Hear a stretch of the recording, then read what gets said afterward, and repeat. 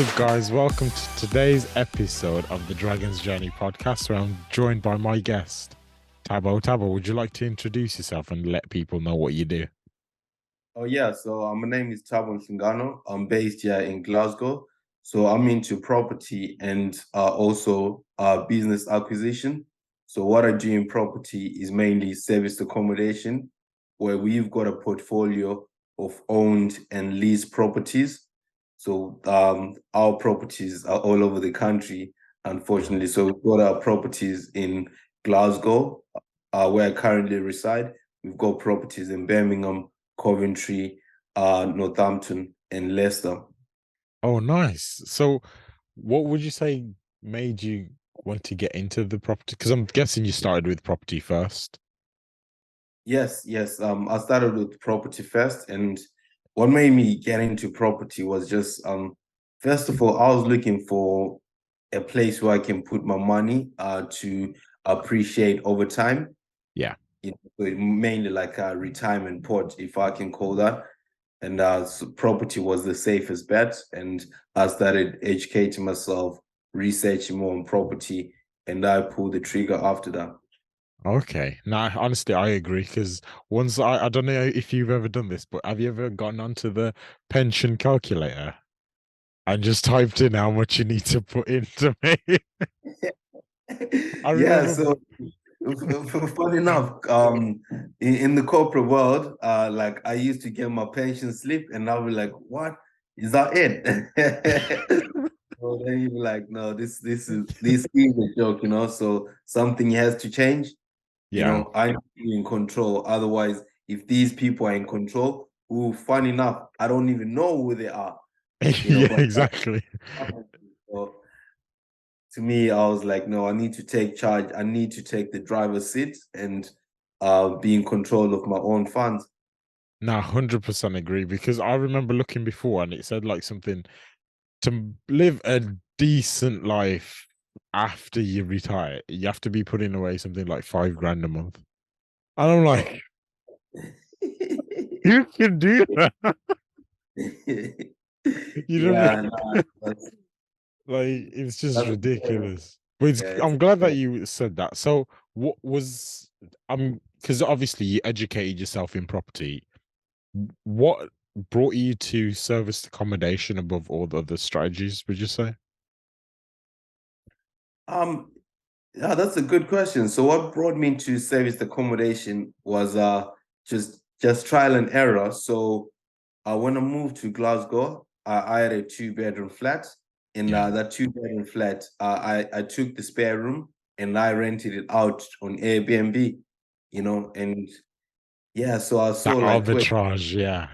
yeah, and it was just a room, and I was living in the other room, and that like ended up paying the rent, and and it was doing well. So I was like, actually, in property, this is the strategy for me because I've seen it, I've tried it, and so like I was like, yeah, I'm gonna go into this, Yeah. so that was my main entry point.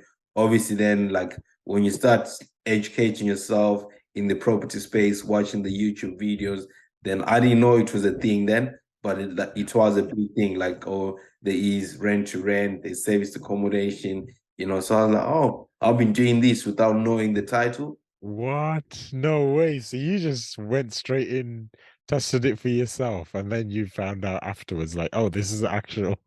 Yeah, so this is actually a thing. So although I wasn't renting out the whole property. I was just renting out like a room because like I knew there was a demand Yeah. because of the corporate where I used to work. I know the people are coming in all the time, like wanted one night, 2 nights, etc. So I was like, you know what? Instead of renting my room to a professional or a student who's gonna be there all the time, let me Yeah. rent it out on a nightly basis. So even if I want on weekends, wherever, if I've got visitors, I can block it off. That's Yeah. how I started off there. Yeah. Oh man, that makes so much sense. So after you did the first one, when did you then decide to start scaling it to get in more? So yeah, so when I did the first this one, we then purchased a property in Birmingham where my wife used to live there, but obviously when she moved to Glasgow, we rented that property out. So Yeah, that one is still like a standard buy to let. Then after that was like the next ones which we purchased. We're gonna be renting them out as what as service accommodation. So yeah. we started like obviously, like I mentioned before, I educated myself, started finding creative ways of how to actually buy these properties without using my own personal funds, but like just creating win-win situations with other people and leveraging those funds to grow the portfolio. So I'm guessing these are investors that saw what were you doing, and then they're like, you know what you're doing, and they trusted you. Yeah, so I mean to start off with, it was just a mixture of personal funds, and once we've got the property, we'll like approach people. Uh I like to call them professionals, preferred professionals, Yeah, like just any regular person to say, look, I bought this property, but I need funds for a refurb, if you give me those funds, like if you give me £50,000 today, I refurb the property after 12 months. I'll give you your money back with profits on top. So it was yeah, like win both ways, but they had nothing to do with the property, etc. The property was still in our name, controlled by us. yeah. So they were just essentially acting like a bank. Oh yes, Yeah, yes, a bank to me. And like the good thing which was helping was the property was already there. So that's yeah. why it helped like attract most of these people.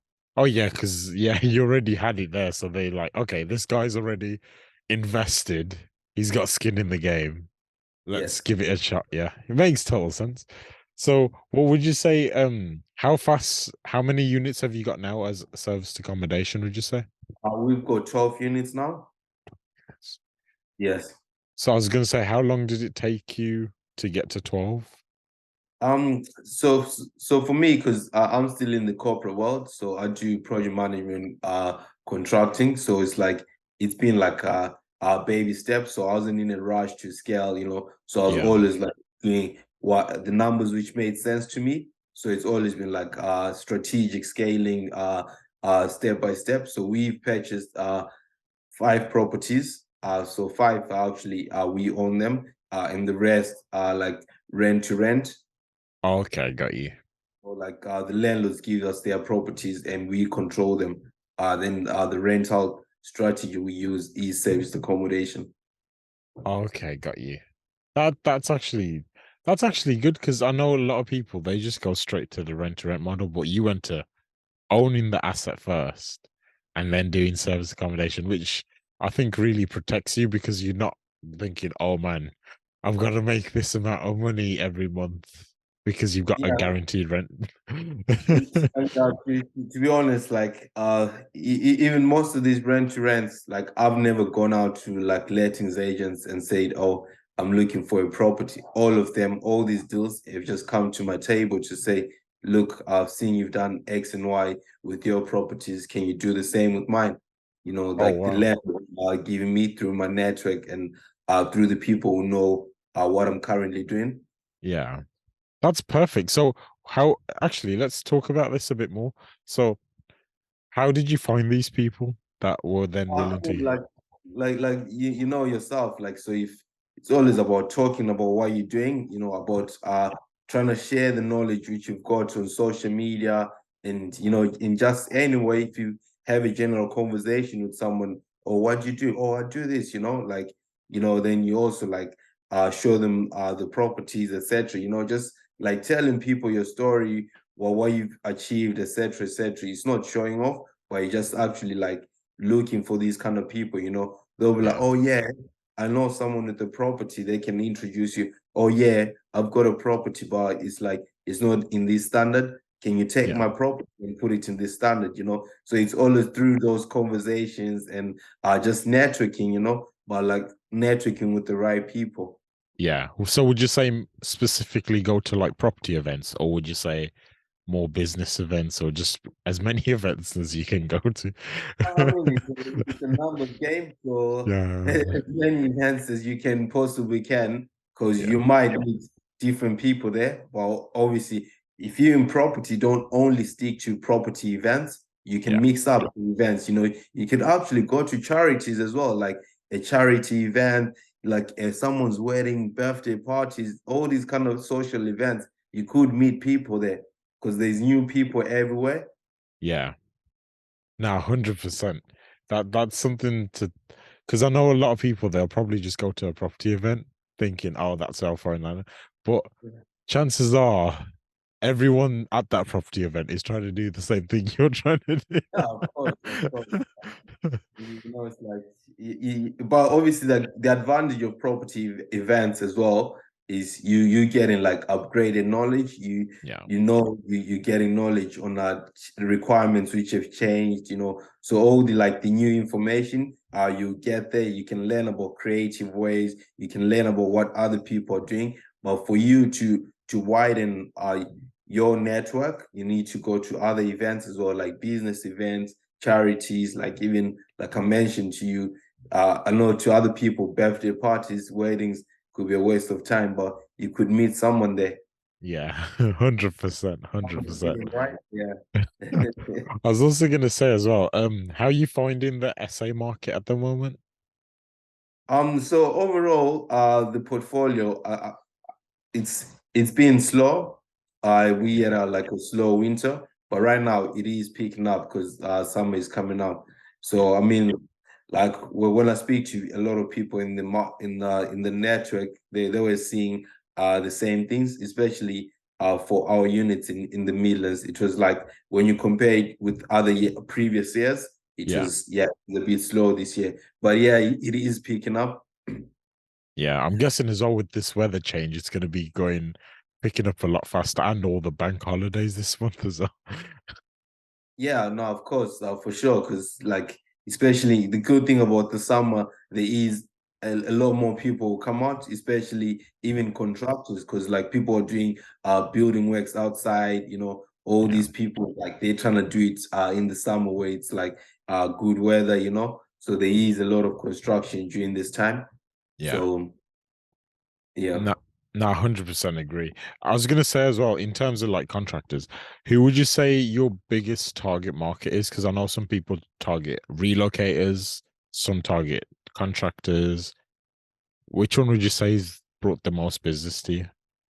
The most business would definitely be contractors, Yeah, in the sense of, one, they usually stay longer.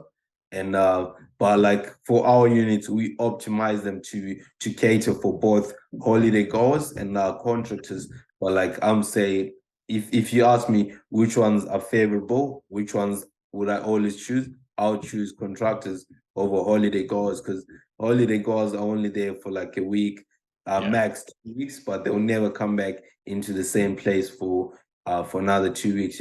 Whereas Yeah. contractors, if there's work, they'll always be there for like they can actually go for 6 months. I've had a contractor staying that long. No way. That must have been a good celebration.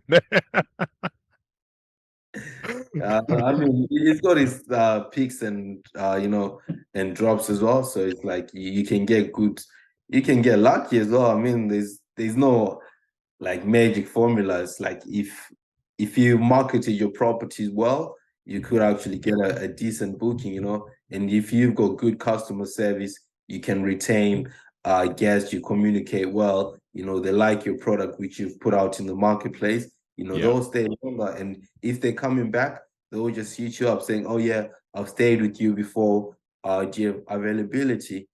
yeah, And if you've got space, you can say, yeah, look, I can accommodate you. yeah. No, it makes total sense. I was gonna say as well, how do you go about managing all 12 units now? So since you're in Glasgow, and I know you said you've got some in Coventry, some in Birmingham as well. How do you find managing all those? So the ones mainly in England, we've got a strategic business partner. So Yeah, we've got like some joint venture units with a business partner, and he's the one who manages those. So if there's anything which needs to be done, etc., in the property, he manages those.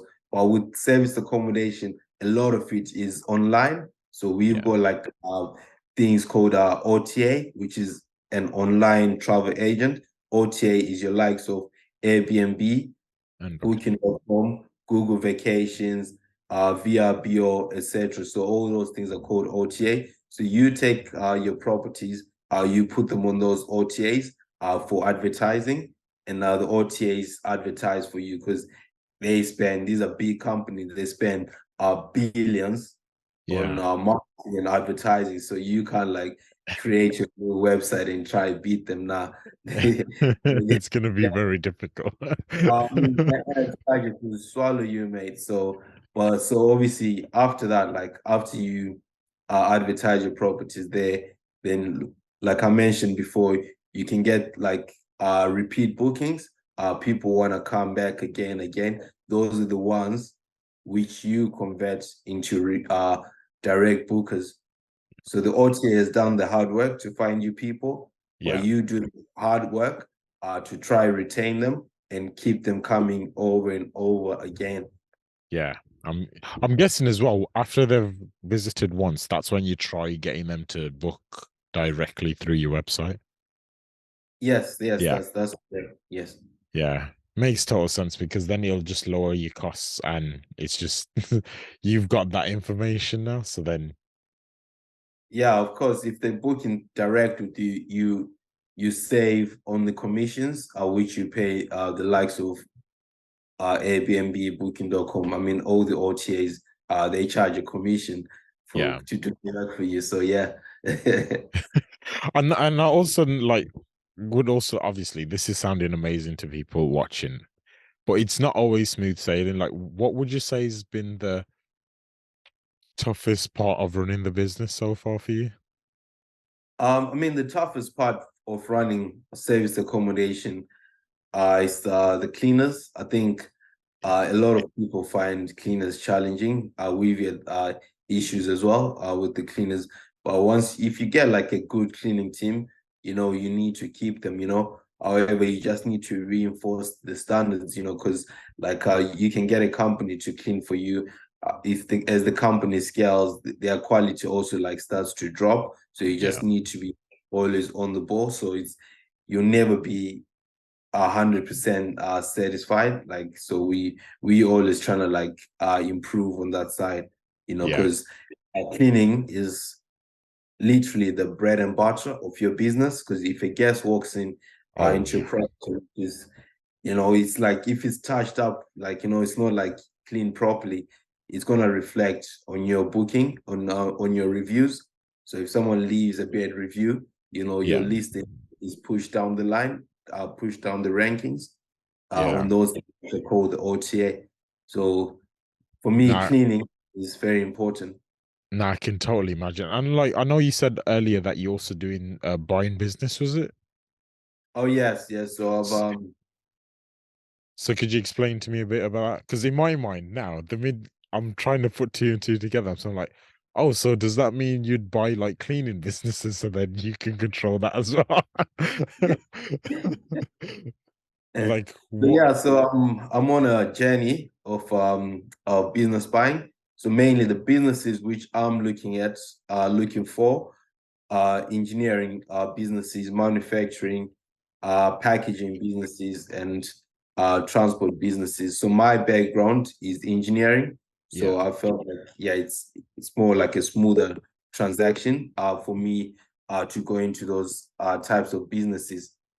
So that's what I'm currently looking into. I haven't bought one yet, so it's like, when you start your property journey, it's like, first of all, the most important thing is to educate yourself, network with people who are doing the same thing. So that's the stage which I'm in. I'm educating myself, networking with the people who are doing things, and I'm also taking action, is looking for the deals, making the offers in the deals, learning ways to structure the deals. So yes, it is a process, but fingers crossed, end of this year, I can say, yeah, I've completed on one or two deals. oh wow. Now that makes honestly that would be amazing to see as well. Like, are there any particular companies you have in mind that you'd And it's not like the mainstream big companies which you know. So it's Oh yeah, 100%. You got to start small. Like if you went yeah, so straight to these like ones- Lamborghini and you're like, I'm like, whoa. hey man, you gotta have the vision, think big, Yeah. But yeah, so these ones are it's like I'm targeting companies who are doing from £1 million in revenue up to £5 million in revenue. So like those are the companies which I'm targeting. Okay, that makes perfect sense. And I'm guessing, is there a reason it's like after a million? Like, do you know then? Oh, okay, it's a safe investment, or do you look at how long it's been running as well before you move in? So those factors are added into it into the equation, like how like you want to be looking at a good business, at a Yeah, profitable business. You don't want. So fun enough, business buying is it's a bit of like different in properties, in the sense, for a property a good deal is like a distressed property below market value, yeah, then yeah, you can add value, etc., etc. Whereas buying a distressed business takes a whole lot of skill and ball game. yeah, You can buy. There are people who specialize in that. Because they've mastered their skill set, that skill set to buy a distressed business and revive it.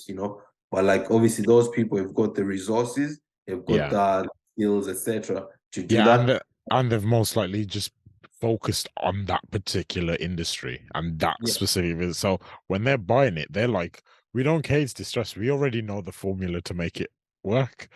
100%. Whereas for me, because I'm literally like on a new journey, so I'd rather buy a profitable business. A business with a management structure in place. It's got a general manager, it's got all the operations manager, etc. Because one biggest thing which I don't want to do is buy a job. Because you can buy Yeah. a business which is Yeah. owner operated, and you end up buying, like, it could be a good business, but it's like it's the owner was heavily involved, and you end up buying a job. And also 9 times out of 10, if an owner is heavily involved in the business, once they leave, they also leave with those relationships which they've built with other companies or their customers, suppliers, etc. Yeah. And the whole nightmare of trying to hire talent when you're just taking over a new business, learning the ropes. So now you're learning the ropes of how this business ran, whilst you're also trying to hire people and then educate them about how to run the thing that you're still Yeah, so it just just can be a becomes nightmare. complicated. Yeah, it just becomes complex in Yeah. that. Yeah. Now that sounds very interesting. I'd love to see like where you go with that because that's something because like I told you on Instagram the other day, like I'm doing property, but like I'm also moving towards doing 3D animation and renders for companies that like have products that they're trying to sell or arch architecture visualizations for developers that want to sell before the development's complete kind of thing. So it definitely sounds interesting, like that you move into that space as well. Yeah, yeah. I mean, yeah, when I saw what you're doing on Instagram, I was like, yeah, no, this is good, man. So you need to stick to it and obviously Yeah. market yourself more and try to get more clients on that space, because I've seen a lot of people go to Fiverr, go to all these websites to look for Oh, those people. Yeah. But genuinely, yeah. yeah, I every how do I put this? Every person that has had a lot of experience doing freelance work, yeah. when you mention Fiverr and Upwork, it's immediate headaches. It's like having a tenant that hasn't paid rent for 9 months Nah, because everyone's mindset on there is about cheapest price for the most amount of work. yeah, of course, man. It's like, And it's yeah, like, I'll and then you're just thinking, okay, so what's the problem you're trying to solve? And then they're like, one client, I remember I was only on Fiverr for literally a month or so, and I was like, no, I'm done. I'm done. I yeah, asked them, like, what's the problem you're trying to solve? And they were saying, oh, we're trying to get funding about 100,000. And then I was like, so you want to spend £100 to fix £100,000 problem? And I was like, no, I'm done. Yeah. I mean, their return on investment was gonna be great, right? It's ridiculous. Because usually what you'd want to spend on like marketing content or production content is about 10 to 25%. Or no, 10 to 33%, sorry. And then another 33, and it depends how you like the business that you're actually running, but you want to spend a good chunk on the marketing side of things. You can't go in there spending what £100, less than 1% and think Yeah, nah, I know what you mean. I know what you mean. so that sounds Yeah, like, you know what, I'm just gonna go do it myself and then just market myself on LinkedIn and probably TikTok. Instagram, I don't know. I'm doing a 30-day challenge at the moment, but apart from that, I don't really feel like Instagram would be the place for it because the engagement's going down and yeah, it's not getting as much eyes as I need. I don't care about likes. I just need more people to see it. If that and makes sense. yeah, eyeballs are very important, mate. Like, Yeah. I mean, like we said, it's a numbers game. So, if you've got like, well, why don't you do all of them? Instagram, TikTok, Yeah. YouTube Shorts, because I've seen your videos which you've started. So just put it on all platforms because there are people who are religiously on one platform. Yeah, that's There true. are people like, for example, if they on a social platform, they'll just look at TikTok all day and forget about the others. There are people who are religiously on Facebook, Yeah. they just don't. So I mean, for you as a marketer, you're trying to market your services and products.